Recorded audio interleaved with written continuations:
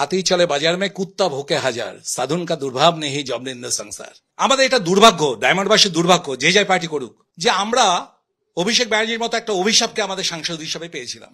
ওর কর্মীদের নির্দেশ দিক না যে তোমরা অন্তত এবারটা ভদ্র হও। আমি ববি বলে দিচ্ছি আপনাদের মিডিয়ার সামনে, ও জামানত যদি জব্দ না করতে পারি রাজনীতি ছেড়ে দেবো।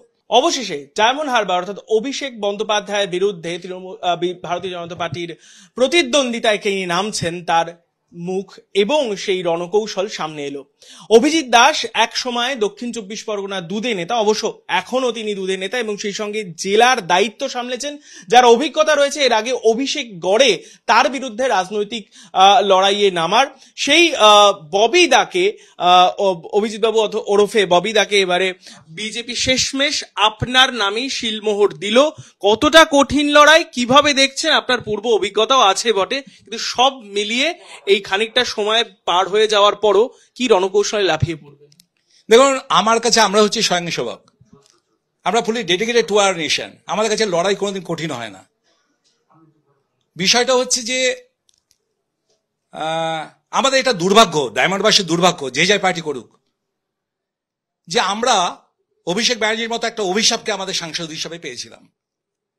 ও আসার পর থেকে, ও জবে থেকে দাঁড়িয়েছে 2014 থেকে, ও এখানে ভোট কোনো কিছু হতে দেয় না।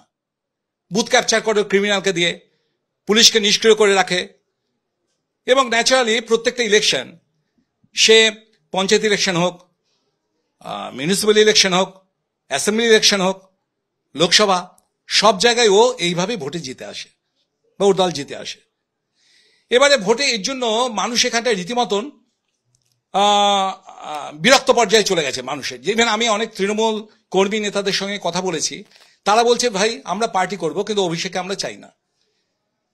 এখানে দেখুন, আমাদের ভারতবর্ষ হচ্ছে সব থেকে বৃহত্তম গণতান্ত্রিক দেশ, তা প্রত্যেকটা মানুষের তার ডেমোক্রেটিক রাইটস এটা বজায় রাখা উচিত। ডায়মন্ড হারবার অভিষেক ব্যানার্জি সেই লোকের ডেমোক্রেটিক রাইটসকে হরণ করছে। আপনারা যারা মিডিয়া পার্সন আছেন, আপনারা নিজেরাও ভুক্তভোগী। কিভাবে আপনাদেরকে ওদের ক্রিমিনাল বাহিনী আপনার কোনো খবর কভার করতে গেলে আপনাদের ক্যামেরা ছিনিয়ে নিয়েছে, আপনাদেরকে বেধড়ক মেরেছে, অনেকে হসপিটালাইজড হয়ে রয়েছে। কাশ্মীরেও এরকম নেই যেটা ডায়মন্ড হারবারে হয়েছে। আমি নিজে 2014 ওর এগেনস্টে ক্যান্ডিডেট ছিলাম। আমাকে ও চাপার জন্য ও কি করলো, ডায়মন্ড হারবারে এত জায়গা থাকতে ও ঠিক আমার ঘরের বাইরে সামনে 300 মিটার দূরে ওর ওই এমপি অফিসটা করেছে। এই এমপি অফিসটা হচ্ছে লিপস অ্যান্ড বাউন্স। এখন লিপস অ্যান্ড বাউন্সদের মিডিয়াতে এত আলোচনা হয়। আমি 2014 আমি লিপস অ্যান্ড বাউন্সের প্রথম পেপারগুলো আমি ফ্ল্যাশ করি, আপনাদের নিশ্চয় মনে আছে। সেই জমির উপর, যেটা এখন ইডি সিজ করে দিয়েছে হাইকোর্টের নির্দেশে, তা সেখানে শওকত মোল্লা 40 থেকে 50 জন ক্রিমিনালকে উইথ আর্মস এনে রাখতো আমাকে দাবানোর জন্য। 17, 18, 19, 20 এইভাবেই চালিয়েছ। ইভেন 2018 ডায়মন্ড হারবারে জানে এখানে লোকাল এরিয়া আমাকে অ্যাটাক করলে, এখানে যেহেতু আমার পপুলারিটি খুব বেশি, এখানে প্রত্যেকটা পঞ্চায়েতে বিজেপি সবসময় জিতে আসে এবং তাছাড়াও দলমত নির্বিশেষে আমাকে সকলেই ভালোবাসে। তো আমাকে ডায়মন্ডেও অ্যাটাক করলো ওই জাহাঙ্গীর বাহিনী এবং গৌতম অধিকারীর বাহিনীকে দিয়ে, যার ফলে আজকে আমার pipe plate, spinal cord fracture. কেসের পর কেস, মিথ্যা কেস দিয়েছে। আমি নিজে লিগাল অ্যাডভাইজার, ন্যাচারালি সব আমি কোনোদিন পাত্তাও দেই না।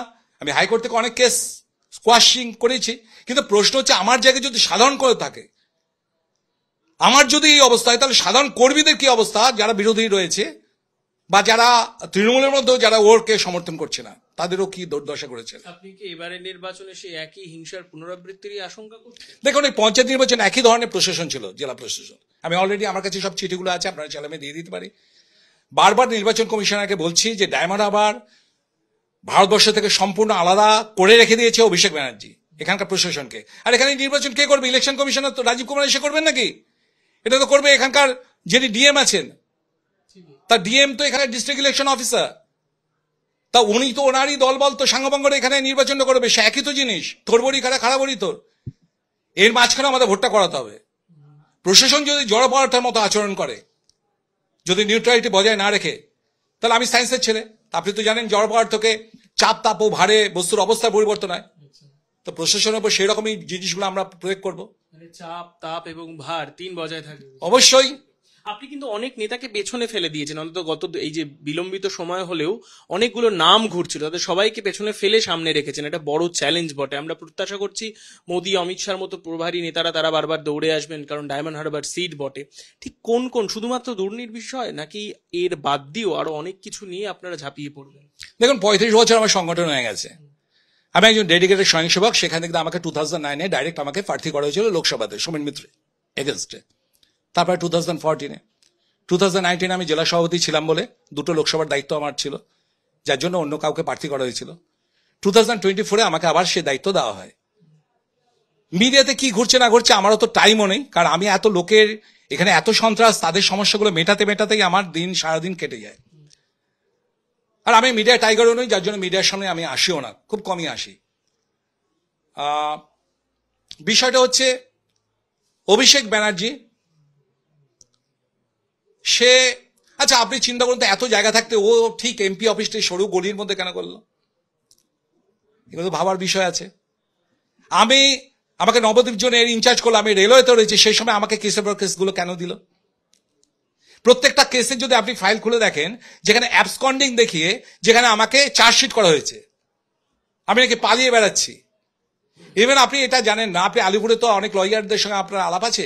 2019-এ যদি আমার নামটা ঘোষণা করে দেয়, আমাকে অ্যাটাক করলো যাতে পঙ্গু, জানি যে মরে যাবে, আমি বেঁচে গেলাম ভগবানের দয়াতে। এবং তারপরে আমি যখন 2019-এ ইলেকশনে ঘোষণার আগে আমরা সবাইকে বলি যে কার কি কেস আছে, এগুলোকে জামিনটা নিয়ে নিতে।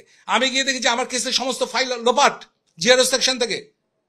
6 মাস আমি আমার কোনো কেসের ফাইল আমি খুঁজে পাইনি যাতে সার্টিফাইড কপি তুলে আমি জামিনটা না নিতে পারি, কারণ ওর নির্দেশে এগুলো সরানো হয়েছে। এটা আমি খুব ভালো করে জানি। আপনি বলছেন অভিষেকের জন্য আপনি থ্রেট বরাবর ছিলেন, রাজ্যের এই জেলার একটা বড় সাংগঠনিক দায়িত্বে আপনি সামলেছেন, এর আগে আপনার পূর্ব অভিজ্ঞতা রয়েছে। তৃণমূল বলছে যে এতদিন ধরে তো অভিষেকের বিরুদ্ধে একটা ক্যান্ডিডেট, যোগ্য ক্যান্ডিডেট খুঁজেই পাচ্ছিল না বিজেপি, সময়ও তো অনেকটা লেগেছে। কি কারণে আপনাকে প্রথমেই তাহলে নির্বাচিত? हाथी चले बाजार में कुत्ता भूखे हजार, साधुन का दुर्भाव नहीं जबनिंद संसार। তৃণমূল কি বললে, একটা আঞ্চলিক দল, সর্বভারতীয় তৃণমূল কংগ্রেস করে। পশ্চিমবাংলায় ওদের কি কোনো নামগন্ধ আছে? কিছু আছে? আর আপনার এত মিডিয়াতে তো আপনার অভিষেক ব্যানার্জি করছেন, কোন দিক থেকে কি আছে বলুন? কি আছে? কোয়ালিফিকেশন? এটা উচ্চ মাধ্যমিক মেয়ার, একটা উচ্চ মাধ্যমিক পাস। ডেডিকেশন কি আছে? ডেডিকেশন ওর মানুষের সমর্থন তো আছে। কিসের সমর্থন আছে? এই গুন্ডামি করে। ওর যদি দম থাকে তো করুক না এখানে নিরপেক্ষভাবে ভোট। এর তো এতগুলো তো ইলেকশন হয়ে গেল বিভিন্ন রাজ্যে, কোথাও সন্ত্রাসের একটা ইনসিডেন্ট আপনি দেখাতে পারবেন? এটা দেখাক যেখানে কোনো ইনসিডেন্ট হবে না। ওর কর্মীদের নির্দেশ দিক না যে তোমরা অন্তত এবারটা ভদ্র হও। আমি ববি বলে দিচ্ছি আপনাদের মিডিয়ার সামনে, ও জামানত যদি জব্দ না করতে পারি রাজনীতি ছেড়ে দেবো। বড় চ্যালেঞ্জ ববি, অর্থাৎ বাঙ্গ রাজনীতিতে যে কটি ববি রয়েছে তার মধ্যে অন্যতম উনি একজন, অফকোর্স সেভাবেই অন্তত বিজেপির অন্দরে দেখা হয়। কিন্তু বড় চ্যালেঞ্জ দিয়েছেন, অভিষেক বন্দ্যোপাধ্যায়ের জামানত জব্দ করে দেবেন। হাতে অনেকটা সময় রয়েছে, একেবারে তপ্ত রাজনৈতিক পরিবেশ, তার মধ্যে বিজেপির নাম ঘোষণার পর ডায়মন্ড হারবার এই হেভি ওয়েট সিটে বিজেপির প্রার্থী, তিনি বলছেন অভিষেক বন্দ্যোপাধ্যায়ের কাছে তিনি এক বড় চ্যালেঞ্জ হয়ে উঠবেন।